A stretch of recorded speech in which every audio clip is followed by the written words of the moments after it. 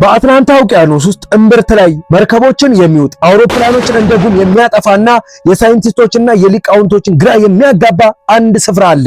ባለፉት 10 ዓመታት ውስጥ ብቻ ከ75 በላይ አውሮፕላኖችና በመቶዎች የሚቆጠሩ መርከቦች ያለምንም አሻራ የጠፉበት የሰይጣኑ ትሪያንግል በመባል የሚታወቀው ቤርሙዳ ትሪያንግል ዛሬ በዚህ ምስጢራዊ ስፍራ ዙሪያ ያሉትን አስፈሪ እውነታዎች እንመረምራለን። እስቲ አስቡት፣ ዘመናዊ ቴክኖሎጂ የታጠቀ አውሮፕላን ወይም ግዙፍ የጭነት መርከብ ያለምንም የጭንቀት ጥሪ በአንድ አፍታ ደብዛው ቢጠፋስ? ምንም አይነት ፍርስራሽ፣ ምንም አይነት የዘይት እድፍ ወይም አንድም አስክሬን ሳይገኝ ልክ እንደ ጉም በኖ ቢጠፋስ? ይህ ተረት ተረት አይደለም። ባለፉት ዓመታት ውስጥ በሺዎች የሚቆጠሩ ሰዎች የበላው ኮምፓሶችን አቅጣጫቸውን የሚስቱበት እና ሳይንቲስቶች እስከ ዛሬ ድረስ ምላሽ ያልሰጡበት የፕላኔታችን ትልቁ እንቆቅልሽ ነው። ዛሬ ወደ ሞት 3 ማዕዘን እንጓዛለን። ቻናላችን አዲስ ከሆናችሁ ሰብስክራይብ የምትለዋን ቀዩን ምልክት አጥፍታችሁ ቪዲዮን ከመጀመራችሁ በፊት ላይክ አድርጋችሁ ጀምሩት። በቤርሙዳ ትሪያንግል መገኛ በሰሜን አትላንቲክ ውቅያኖስ ውስጥ ምዕራባዊ ክፍል ውስጥ ነው። ይህ ስፍራ በ3 ነጥቦች በማያያዝ የተፈጠረ ቦታ ነው።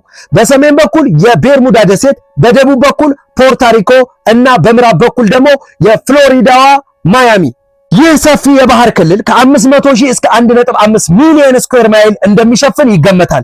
በስፋቱ ልክ ደግሞ አስፈሪነቱ ይጨምራል። ይህ ቀጠና በዓለማችን ላይ ካሉ ስራ የሚበዛባቸው የንግድ መስመሮች አንዱ ነው። በየቀኑ በርካታ አውሮፕላኖች በላይ ይበራሉ፣ ግዙፍ መርከቦች ይረግጡታል። ነገር ግን ይህ ስራ የሚበዛበት መስመር ለብዙዎቹ የጉዞአቸው ማብቂያ፣ የመጨረሻቸው መዳረሻ ሆኖ ቀርቷል። ስለ ቤርሙዳ አስፈሪ ነገር መነገር የጀመረው ትናንት አይደለም። እንግዲያውኑም ታዋቂው አሳሽ ክርስቶፎር ኮሎምቦስ በ1492 ወደ አሜሪካ በሚጓዝበት ወቅት በዚህ ቀጠና ውስጥ ሲያልፍ እንግዳ ነገር ማየቱን ዘግቦ ነበር። ኮሎምቦስ እንዳለው ኮምፓሱ እብድ ይመስል ይሽከረከር ነበር። በሰማዩ ላይ ትልቅ የእሳት ኳስ ወደ ባህሩ ሲወድቅ አይቻለሁ ብሏል። በተጨማሪም የባህሩ ውሃ ባልታወቀ ምክንያት ነጭ ሆኖ ያበራ ነበር ብሎ ገልጿል። ይህ ነጭ ውሃ ዛሬም ድረስ የብዙዎችን አውሮፕላን አብራሪዎች ምስክርነት ነው። ግን ቆዩ፣ የኮሎምቦስ ታሪክ ገና ጅምሩ ነው። በዘመናችን ላይ ያሉ ሳይንቲስቶች ሳይቀሩ እንቅልፍ የነሳው ትልቁ ጥያቄ ግን ይሄ ነው። ለመሆኑ እነዚህ መርከቦችና አውሮፕላኖች ሲጠፉ ለምን አንድም የሬዲዮ ጥሪ አያደርጉም? ለምንስ አንድም ስብርባሪ ሊገኝ አልቻለም? አሁን ወደማታምኑትና ወደሚቀጥለው አስፈሪ ታሪክ እናልፋለን። እንደዚህ የጠፉ መርከቦች እናንተንም ይህን አስገራሚ መረጃ እንዳያመልጣችሁ አሁኑኑ ቪዲዮን ላይክ አድርጉት። ላይክ ማድረጋችሁ ቪዲዮን ለብዙ ሰዎች እንዲደርስ ይረዳል። እንደነዚህ ያሉ ዓለምን ያስገረሙ መላምንቶች፣ ምስጢራቸው ያልተፈታ እውነታዎች ሁልጊዜ እንዲደርሳችሁ ደግሞ ሰብስክራይብ የምትለዋን ቀዩን ምልክት ወደ ነጭ በመቀየር ምልክቷን መጫን እንዳትረሱ። አሁን ደግሞ ቤርሙዳ ትሪያንግል በዓለም ዙሪያ መነጋገሪያ ወደ አደረጉት እውነተኛና አስፈሪ ክስተቶች ልንገራችሁ። ይህ ቦታ ዝም ብሎ ስም አልወጣለትም።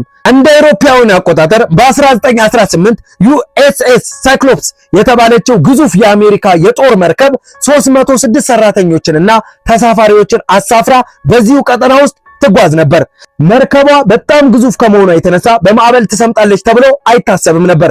ነገር ግን በአንድ ሌሊት ውስጥ ምንም አይነት የጭንቀት ጥሪ ሳታስተላልፍ ከነተሳፋሪዎቿ እንደ ጉም በነነች።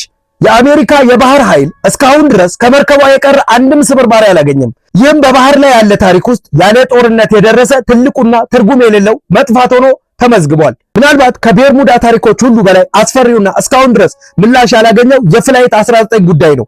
እንደ አውሮፓውያን አቆጣጠር በ1945 ዓ.ም የአሜሪካ የጦር አውሮፕላን ለልምምድ በረራ ከፍሎሪዳ ተነስተው ወደዚህ ቀጠና ገቡ። የአውሮፕላኑ መሪ ሌተናንት ቻርልስ ታይለር በሬዲዮ እንዲህ አለ: ኮምፓሴ መስራት አቁሟል። የት እንዳለው አላውቅም። ውቅያኖሱ እንኳን የተለመደ አይመስልም። ውሃው ነጭ ሆኗል ሲል በጭንቀት ተናገረ። ነገር ግን እውነተኛው ድንጋጤ የጀመረው እዚህ ጋር ነው። 5 አውሮፕላን መጥፋታቸው ሲታወቅ እሱን ፈልጎ ለማዳን በደቂቃ ውስጥ አንድ ግዙፍ ነፍስ አድን አውሮፕላን ተላከ። ይህ አውሮፕላን 13 ልምድ ያላቸው ሰራተኞችን የያዘ ነበር። ግን የሚገርመው ምን መሰላችሁ? ፈላጊው አውሮፕላን ራሱ በገባ በ20 ደቂቃ ውስጥ ልክ እንደ 5ቱ አውሮፕላን ደብዛው ጠፋ።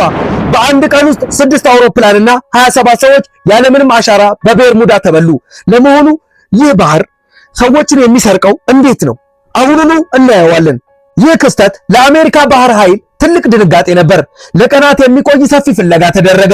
በመቶ ሺዎች የሚቆጠሩ መርከቦች፣ አውሮፕላኖች አካባቢውን አበጠሩት። ነገር ግን አንድም የዘይት እድፍ፣ አንድም የአውሮፕላን ስብርባሪ ወይም አንድም የአካል ክፍል ሊገኝ አልቻለም። ባህር ኃይሉ የምርመራ ዘገባ በመጨረሻም የሰጠው ምላሽ ግን ይበልጥ ግራ የሚያጋባ ነበር።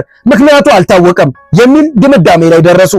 አንዳንድ አብራሪዎች አቅጣጫቸው ጠፍቶባቸው ነዳጅ ጨርሰው ወድቀዋል ቢሉም ያ ሁሉ አውሮፕላን የት ገባ የሚለው ጥያቄ ዛሬም ቤርሙዳን የዓለማችን ቀዳሚ ሚስጥር አድርጎታል። አንዳንድ ጊዜ ቤርሙዳ ትሪያንግል መርከቦችን ብቻ ሳይሆን ሰዎችን ብቻ ለይቶ የሚበላ ይመስላል። ለዚህ ደግሞ ትልቁ ምስክር ሜሪ ሴሌስት የተባለች መርከብ ናት። ይቺ መርከብ በዚህ ቀጠና ውስጥ ስትንሳፈፍ ስትገኝ ያየው ሰው ሁሉ አይኑ ማመን አልቻለም። ግን በጣም የሚገርመው ነገር መርከቧ ተሰብራ ወይም ሰምጣ አለመገኘቷ ነው። እንዲያውም መርከቧ ላይ ምንም አይነት አደጋ አልደረሰም ነበር። ታዲያ ሰዎች ወዴት ጠፉ? በጠረጴዛው ላይ የተቀመጠው ትኩስ ምግብ ገና አልተበላም። የሰዎቹ ንብረት ውድ ሀብት አልተነካም። ነገር ግን አንድም ነፍስ ያለው ሰው በመርከቧ ላይ አልነበረም። ልክ በአየር ላይ እንደበነኑ ሰዎች ደብዛቸው ጠፋ። ቤርሙዳ ሰዎችን የወሰደባቸው እነዚህ ጎስት ሺፖች ወይም መርፌ መውደቂያ እስኪጠፋ ድረስ የተሞሉ ባዶ መርከቦች ዛሬም የታሪኩ አስፈሪ አካል ናቸው። በእርግጥ ሳይንቲስቶች ይህን ሁሉ ምስጢራዊ ጥፋት አጋጣሚ ነው ብለው ለማለፍ ይሞክራሉ። በቤርሙዳ ትሪያንግል ዙሪያ ለሚሰጡ አደጋዎች ሳይንሱ የሚሰጣቸው ዋና ዋና ምክንያቶች እነዚህ ናቸው። በባህሩ ግርጌ የሚገኙ ግዙፍ የጋዝ ክምችቶች በድንገት ሲፈነዱ የውሃውን ሸክም አቅም ዴንሲቲ ይቀንሱታል። በዚህ ጊዜ ማንኛውም ግዙፍ መርከብ ልክ እንደ አንድ ድንጋይ ቀጥታ ወደ ባህሩ ግርጌ ይሰምጣል። መርከቧ ከመጥለቋ በፊት ሶስት ወይም የጭንቀት ጥሪ ለማድረግ እንኳን ሰከንዶች አይኖሯትም። ቤርሙዳ በዓለም ላይ ኮምፓሶችን ትክክለኛ ሰሜን ትሩ ኖርዝ እና መግነጢሳዊ ሰሜን ማግኔቲክ ኖርዝ እኩል የሚያሳይበት ከጥቂት ቦታዎች አንዱ ነው። ይህ ደግሞ አብራሪዎችን አቅጣጫቸውን እንዲስቱና ወደማያውቁት አደገኛ ቀጠና እንዲገቡ ያደርጋቸዋል። ልክ እንደዚህ የጠፉ መርከቦች እናንተንም ይህን አስገራሚ መረጃ እንዳያመልጣችሁ አሁኑኑ ቪዲዮን ላይክ አድርጉት። ላይክ ማድረጋችሁ ቪዲዮን ለብዙ ሰዎች እንዲደርስ ይረዳል። እንደነዚህ ያሉ ዓለምን ያስገረሙ መላምንቶች፣ ሚስጥራቸው ያልተፈታ እውነታዎች ሁልጊዜ እንዲደርሳችሁ ደግሞ ሰብስክራይብ የምትለዋን ቀዩን ምልክት ወደ ነጭ በመቀየር የደውል ምልክቷን ኦንላይን በማድረግ መጫን እንዳትረሱ። አምናለሁ ሰብስክራይብ ያደረገ እጅ አይጠፋም። አሁን ወደሚቀጥለውና ወደማታምኑት ወደሚቀጥለው አስደንጋጭ ታሪክ እንመለሳለን። ሳይንሱ እነዚህ ምክንያቶች ቢያቀርብም ተመራማሪዎችን ግራ የሚያጋባው ግን አንድ ትልቅ ጉዳይ አለ። ሳይንሳዊ ምክንያቶች መርከቦችን ካሰመጣቸው ለምን እስካሁን አንድም ስብርባሪ ከባህሩ ስር ሊገኝ አልቻለም? ይህ ጥያቄ ነው ሳይንሱን ወደ ጎን አድርገን ወደማይታመነውና ከተፈጥሮ በላይ ወደ ሆነው ሚስጥር እንድንገባ የሚያደርገን። አሁኑኑ እሱን እናያለን። በቅርቡ የሜትሮሎጂ ባለሙያዎች ሌላ አስገራሚ ግኝት ይፋ አድርገዋል። በዚህ ቀጠና ላይ ሄክሳጎናል ወይም ባለ 6 ማዕዘን ቅርጽ ያላቸው ዳመናዎች ይፈጠራሉ። እነዚህ ዳመናዎች ደግሞ ዝም ብለው የሚታዩ ሳይሆን ልክ እንደ አየር ቦምብ ወይም ደግሞ የአየር ቦምብ ይሰራሉ። በዚህ ሰዓት እስከ 270 ኪሎ ሜትር የሚያክል የሚጓዝ ኃይለኛ ነፋስ ወደ ታች በመልቀቅ አውሮፕላኖችን በአየር ላይ የመበተንና ግዙፍ የባህር ማዕበሎችን የመፍጠር ትልቅ አቅም አላቸው። ነገር ግን እዚህ ጋር አንድ ትልቅ ጥያቄ ይነሳል። እነዚህ ዳመናዎችና ማዕበሎች አውሮፕላኖችን የሚሰባብሯቸው ከሆነ ለምን አንድ የብረት ስብርባሪ ከባህሩ ወለል ላይ ሊገኝ አልቻለም? ሁሉም ነገር እንደ ጉም በኖ መጥፋቱ ሳይንሱን አሁንም ግራ እንዳጋባ ነው። አሁን ደግሞ ሳይንሱን ያልደረሰባቸውና ብዙ ሰዎችን የሚያስፈራውን ወደሚቀጥለው ሚስጥር እንገባለን። እንደዚህ የጠፉ መርከቦች እናንተንም ይህን አስገራሚ መረጃ እንዳያመልጣችሁ አሁኑ ቪዲዮን ላይክ አድርጉት። ላይክ ማድረጋችሁ ቪዲዮን ለብዙ ሰዎች እንዲደርስ ይረዳል። ሳይንሱ የጠፉት መርከቦችና አውሮፕላኖች ጉዳይ አጋጣሚ ነው ቢልም እውነታው ግን ከዚህ የላቀ ሊሆን ይችላል። ወደ ተለያዩ አስገራሚ መላምንቶች እንሂድ።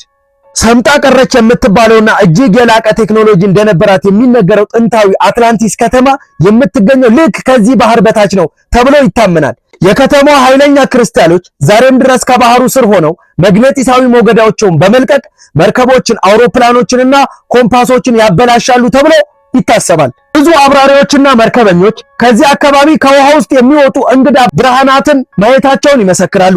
ይህ ነገር ግን ለሳይንሱ እንቆቅልሽ ቢሆንም ለአካባቢው ነዋሪዎች ግን የቤርሙዳ ትሪያንግል መለያ ምልክት ሆኗል። እውነታው ምንም ይሁን ምን ቤርሙዳ ትሪያንግል የሰውን ልጅ ዕውቀት መፈተኑን ቀጥሏል። እናንተስ ምን ይመስላችኋል? ሳይንሱ ወይስ ሚስጥሩ?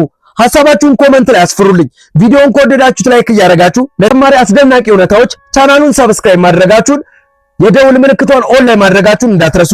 በሚቀጥለው ቪዲዮ እስከምንገናኝ ቻው።